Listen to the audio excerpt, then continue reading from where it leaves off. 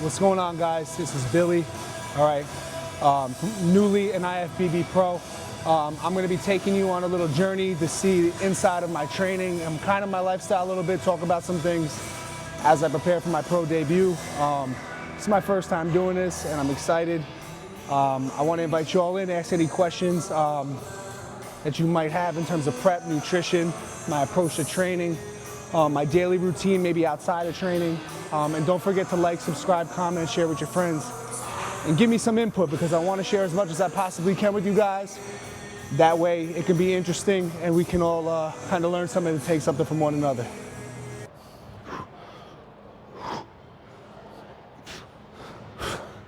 So like right now in the phase, I'm in like a little bit of a push-pull action to really develop the striations and the tie-ins and have a balanced physique. Because sometimes I dominate one side or the other. For this phase, that's what I'm doing. I'm kind of doing a little push-pull action at the same time.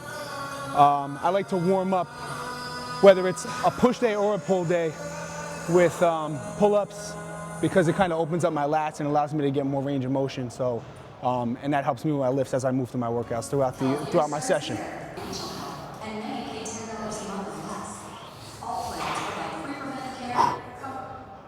I know this is going to sound a little cliche. But leading up to my earning my pro card, man, this dude right here, Kobe Bryant, when you hear that Mamba mentality, your mindset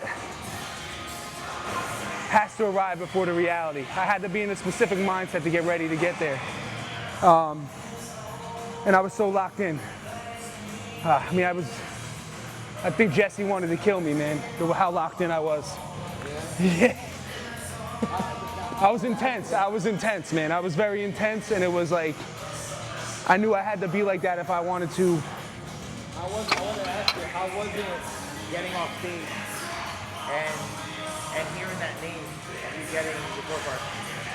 I'm not gonna lie, man, like, I was very, very confident because after I fell short one spot at Universe, I could have jumped right into the North Americans 4 weeks later, but I finally switched that like anxious, impulsive mindset and took the extra time to do nationals.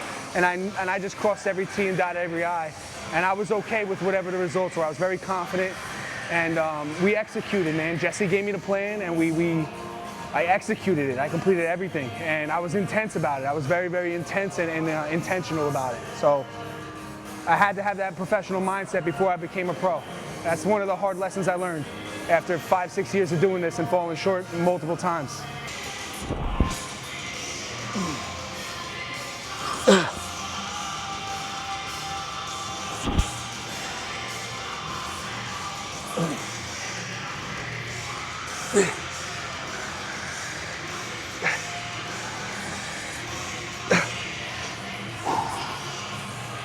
We're training at Powerhouse Gym in Old Bridge. This has been my home gym for about the last, 4 years now. Like once everything opened up after COVID, I needed a reset. Heard good things about the gym and I've been here ever since, and just a great community of people, man. Like supportive, encouraging. I've been here ever since. Competed in about 8 shows since I've been a member here too. So a lot of growth has been happening in this place. Powerhouse Gym, Old Bridge. If you don't know about it, check it out. Ooh. All right, working set. Intensity over volume right now. Intensity over volume.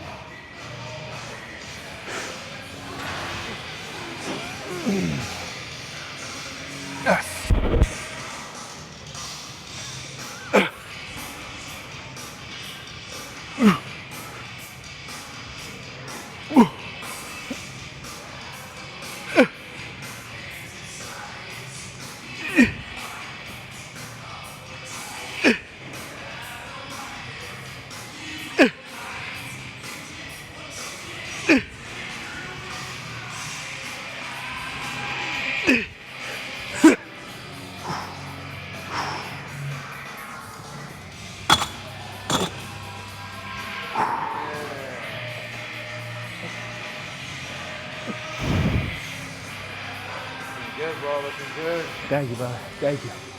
Thank you. One more set. I'm eating a lot of food, man.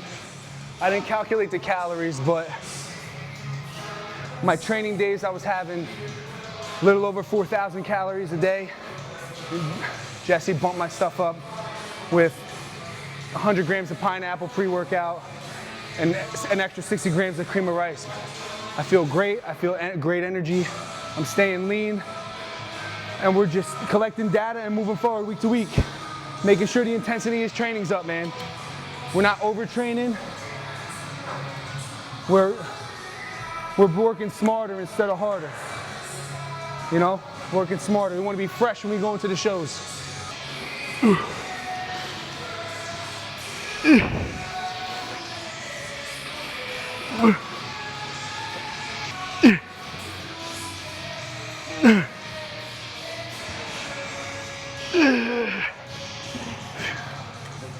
teamwork that you guys had, you and Jesse was fucking awesome, man.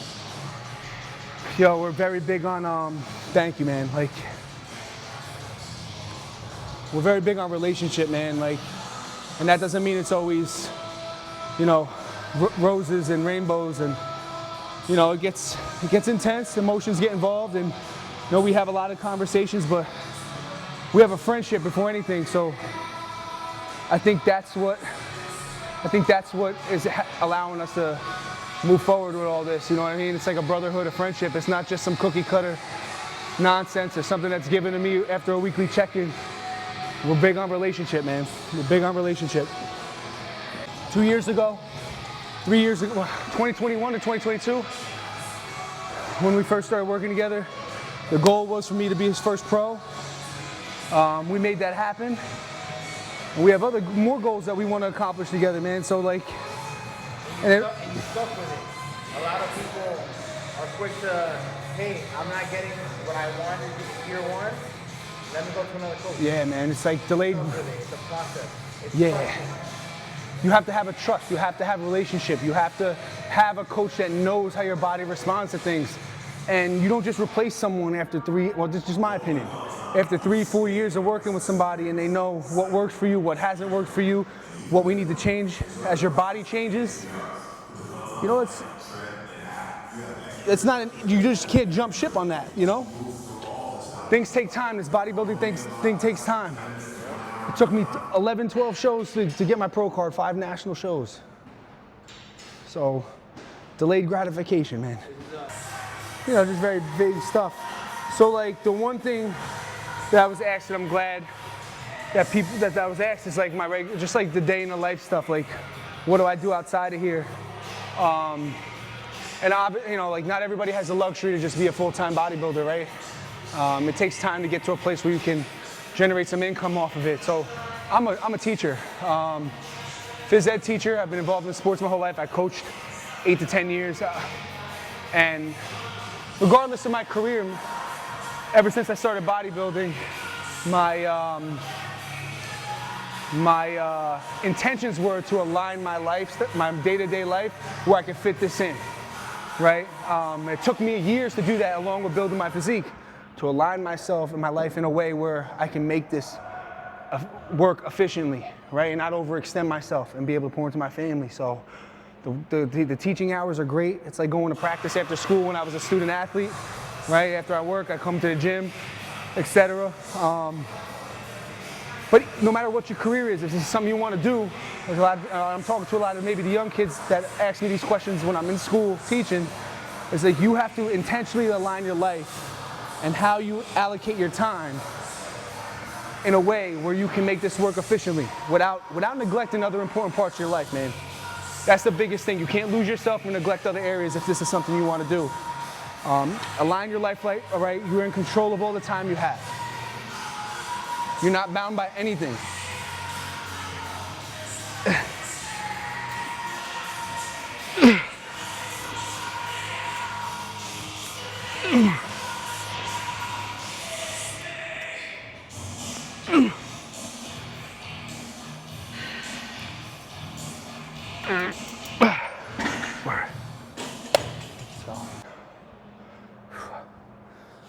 So when I'm in this phase where I'm pushing and pulling, within the same session, I make sure I'm getting an even amount of rowing and pressing movements for thickness,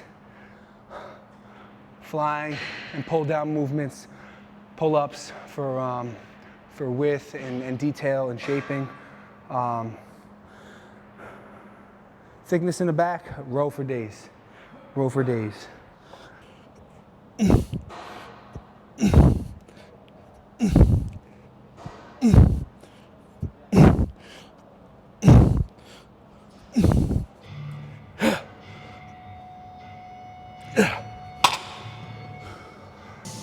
you would dream to like stand next to? That, like on stage? Yeah. Like, oh, yeah, I would love to stand next to this guy. I mean, I respect all those guys, but one guy I want to stand next to, one guy I would really want to stand next to on stage, just because like I started watching him first initially when I got into bodybuilding, and I actually met him at a restaurant after nationals real quick. Jeremy Buendia, man. Jeremy Buendia, probably my all-time favorite physique when he was Mr. Olympia and had that run. Yeah, man, I would love to be on stage next to that guy. All those guys, though, I have respect for. And another guy I want to get on stage with, just because I have a history with him, Alex Toplin. My second show ever in my bodybuilding career. Me and him battled it off for an overall. He beat me for it. He mentioned it a few times. You got it, my guy. But I would love to see that thing come full circle and get back on stage at some point with a guy like him. I wear his shorts to shows. I got a lot of respect for him. He's a hard worker, and you know, that was his first show, and it was my second show. So that's cool to see him out on the platform that he's on now. And yeah, I would love to have to call him full circle and be next to him on stage at some point. You know, I got a lot of respect for all those guys, man. When I got into this, I was like, why can't I be on stage with these guys? I'm not gonna duck that show, man, just because these guys are more decorated. That's what happens when you put time in. You become more decorated, you put some hard work. I just gotta put some hard work in. Beat the previous version of myself and let the chips fall where they may.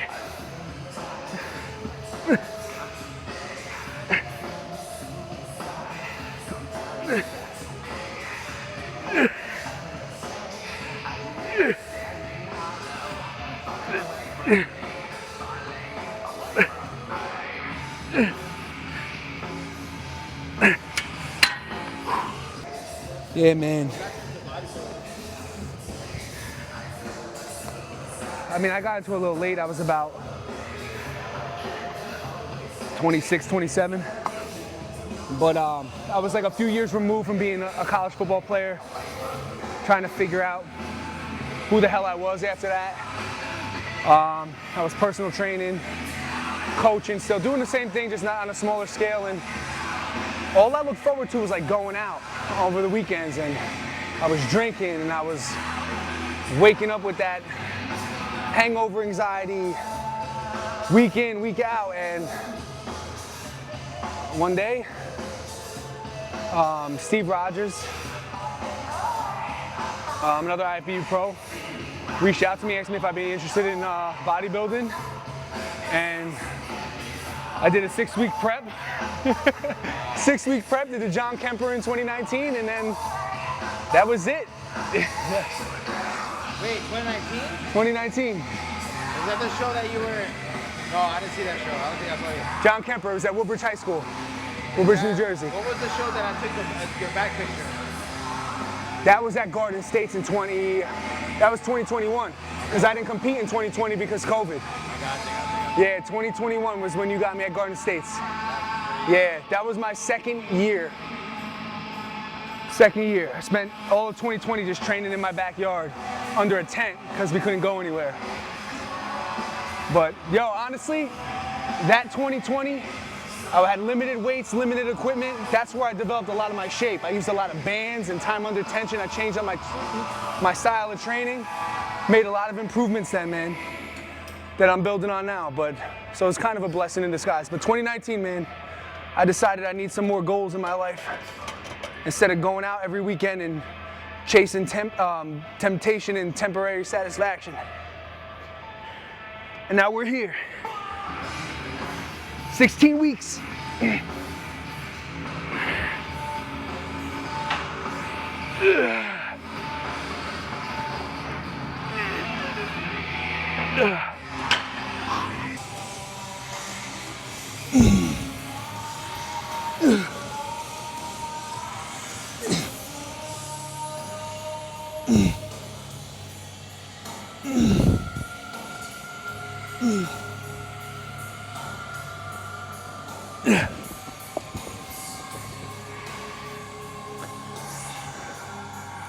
Shows over the last, 12 amateur shows over the last 5 to 6 years, 5 national shows.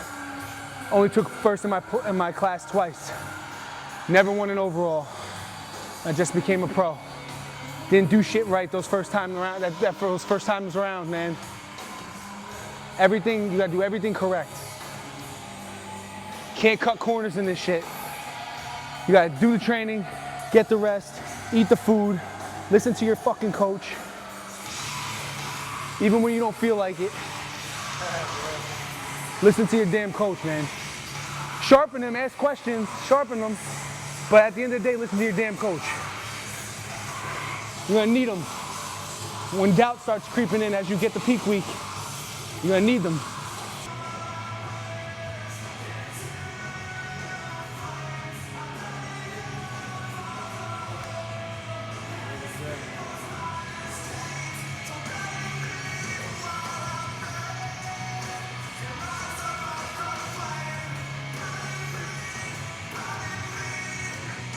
I gotta give a shout out to my chiropractor, Dr. Gill, and my physical therapist, Dr. Carteret at World of Wellness. I couldn't get off the floor 2 years ago, laying prone in my apartment. And these guys got me back, take care of me. I go have weekly treatment with them every week. They keep me fresh and mobile, flexible, and they're a big reason why I'm able to train with the intensity. I haven't really ever got to give them a shout out, man. Now that I'm doing this, I really want to show them some love, man. They really got me back on my feet, literally. They really did. Dr. Gill and Dr. Park, World of Wellness, Carteret, New Jersey, Washington Avenue.